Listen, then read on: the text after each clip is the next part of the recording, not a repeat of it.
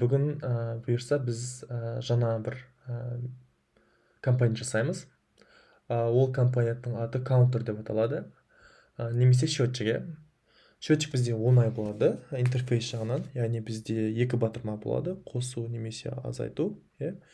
Және біз қосуды басатын болсақ, ол санды міндетті түрде бірге ұлғайту керек, иә, әрдайым басқан сайын. Ал бізде минус деп немесе азайту деген батырманы басатын болсақ, бізде санды ол керісінше бірге азайту керек. Осындай бір мини қосымша жасаймыз. Бірақ бұл қосымша жасаудың мақсатында негізгі мақсаты ол емес. Негізгі мақсаты бізде бұл useState деген тақырыпты меңгеру. Бұл бізде hook немесе бұл функция деп атаймыз бұны React әлемінде. Және бізде событиялармен танысу, React әлемінде ол қалай жұмыс істесек болады. Мысалы, клик событиясын білеміз, иә. Одан кейін бізде жалпы класс name деген нәрсе бар, класспен сол тақырыптармен танысатын боламыз, иә, достар. Ал өзіміздің алғашқы компонентті құрайық. Counter деген компонент. Counter JSX, иә. Мына жерде сразу export дейміз. Function counter деген бізде компонентіміз бар. Енді бізде бірінші не істеу керекпіз? Верстка жасау керек, атап айтқанда бізде екі батырма бар, плюс және бізде не бар? Минус деген батырма бар, азайту. Және ортасында сан бар. Осыны біз не істейміз? Мына жерге көрсетіп көрейік бірінші. Бізде мына list деген компонент қажет емес, өшіріп тастаймыз. Counter деген компонентті шақырамыз. Біз оны импорт жасау керек, қызылды көрсетіп тұр бізде VS Code. Ctrl Space'ті басамыз және осыны шақырамыз, иә. Бізде counter'ымыз бар. Кішкене бір CSS-терді берейік бұған ережелеріне.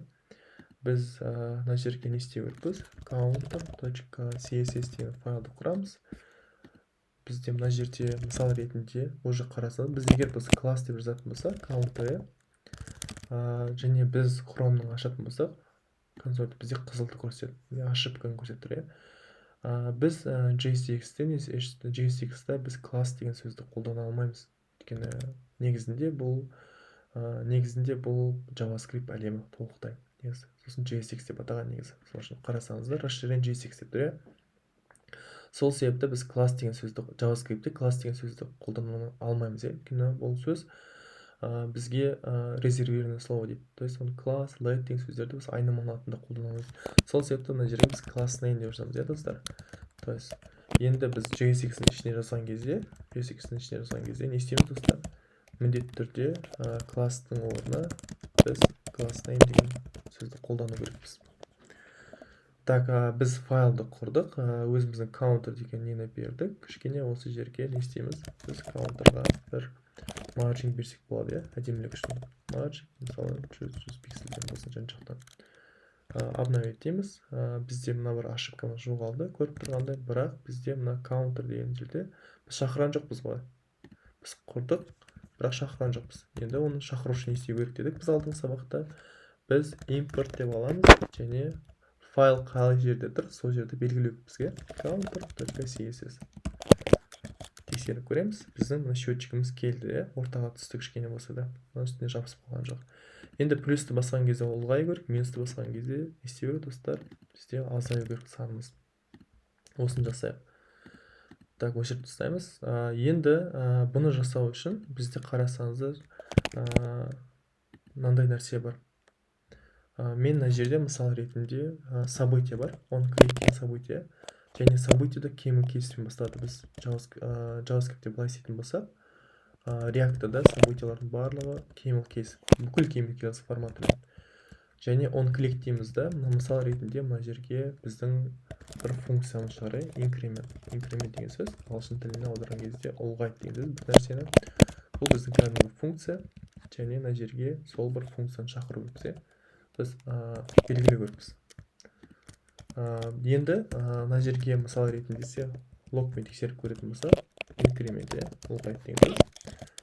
Консольмен тексеріп көреміз, плюсті басатын болсақ, бізде increment жүріп отыр. То есть біздің кнопкамыз жұмыс істеп тұр негізінде. Өйткені консольда шығарып тұр. Мен 10 рет мына жерге бастым. Енді қарасаңыздар, біз айырмашылық JavaScript-те біз орындап кетсек, сразу мына жерге біз не істейміз? соған біз сілтеме береміз.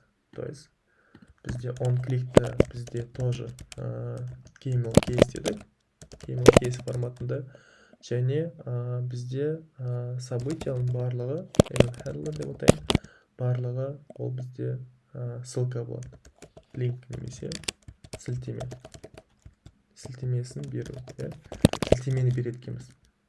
Егер де мен мына жерге орындап кетсем, ол бізде не болады? Обновить етем, бізде қарасаңыздар орындалмайды. Сол үшін міндетті түрде мына жерде біз не істеу керекпіз? Сілтемені беру керекпіз. Так, тексереміз. Барлық бұрындай жұмыс істеп тұр. Супер. Сол сияқты біз мына жерге де екіншісіне істеп қояйық сондай нәрсені, яғни азайтуға байланысты onClick дейміз. Және біздің мысал ретінде decrement деген функцияны құрып қояйық. Cons decrement біздің мынандай бір функциямыз бар. Бұл да бір шығарсын консольге. Decrement, супер. Бассам азаяды, не қылсам көбейеді, бірақ сан өзгеріп жатқан жоқ достар. Сан өзгеріп жатқан жоқ. Егер де мен мына жерге мысал ретінде бүйтіп айтатын болсам, let жаңағы counter счетчик қой 0 деп алып бастапқы мәні 0. Және мен мысалы мына жерге counter дейтін болсам, біздің 0 көрсетіп тұр. Енді мен инкременттің ішінде мына counter'ды алды, мысал ретінде өзінің значениесін алды, соңғы және бірге ұлғайтты деймін. Сәйкесінше мына жерге бірге азайт әрдайым деймін.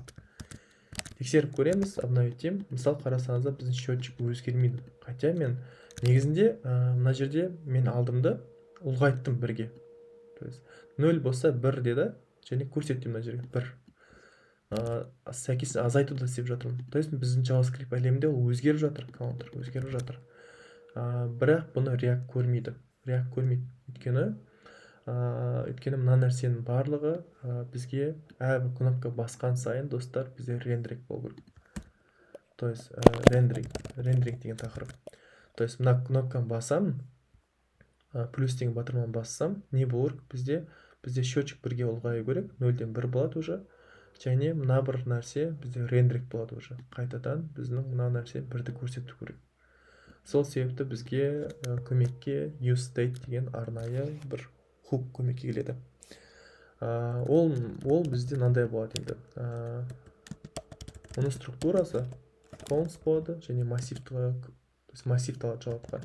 useState бұл кәдімгі бізде функция, және функция болғандықтан бұл бастапқы нені қалайды? Бастапқы мәнді береміз мына жерге. Біз функцияны орындаймыз компоненттің ішінде, және бастапқы мәнді береміз 0. Және біздің функцияны орындалып болғаннан кейін 2 мән қайтарады. Бірінші сол counter және set counter. Тексеріп көреміз. Мысал ретінде бізде ешкімге бұзылып тұрған жоқ, ошибка жоқ, әдемі. Енді қарасаңыздар, мына бір counter дейтін нәрсені біз былай тіке өзгерте алмаймыз. То есть мына counter деген нәрсе тіке өзгерте алмаймыз. Оны мына бір функция арқылы өзгерте аламыз. Сол үшін мына кодты бізде өзгерту керекпіз. Оны қалай өзгертеміз? Set counter дейміз, және аламыз да counter плюс 1 деген. Сөйтіп бірге ұлғайттық. Мына бір 0 болып тұрады бастапқы. 0-ді бірге қосады, 1-ді алады. И сәйкесінше мына жерде де кодты өзгерту керекпіз. Керісінше азайту керек бірге. Енді тексеріп көреміз, обновить етем, бассам, жұмыс істеп тұрады. Біздің мәніміз өзгеріп жатыр. 2, 3, 4, 5. Мына жерде сәйкесінше солай минусқа кетті. Біздің счетчигіміз.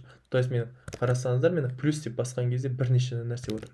Қайталап айтамын. Плюс инкремент деп басқан кезде бізде мына бір функция орындалады. Және мына бір оның ішінде мына бір функция орындалады, set counter. Ол алады да біздің счетчиктің соңғы мәнін тауып алады. 0 соңғы мәні, то есть оның бастапқы мәні 0 болады, и ол автоматтың соңғы мәні болады. То есть 0-ді алып алады да, бірге қосады, бірге ұлғайтады. Сосын не істейді достар? Мына нәрсе рендеринг болады. То есть мына компоненттің барлығы рендерингке қайтады. Мына жерден бастап қайтадан компонентті орындайды полностью. Орындап, қайтадан мына кодты да орындап шығады. Компонент қайтадан орындауды рендеринг деген сөз. Қайтадан полностью орындалады. Рендеринг деп өтеді. Сөйтіп бізде бастапқы мән уже 0 болмайды да, уже бірге болғандықтан мына жер 1 деп өзгереді. иә. Достар, үй жұмысыға енді бізге тағы бір батырма қосу. Ол батырманың ресет деп атаймыз. Ол батырма басқан кезде сброс болу керек. Счетчик мысалы қазір 2, 3, 4, 5-ке келсе, мен сброс деген кнопканы бассам, ол бізде сәйкесінше уже бастапқы мәнге келу керек. Бастапқы мән бізде неге тең? 0-ге тең. 0 болу керек.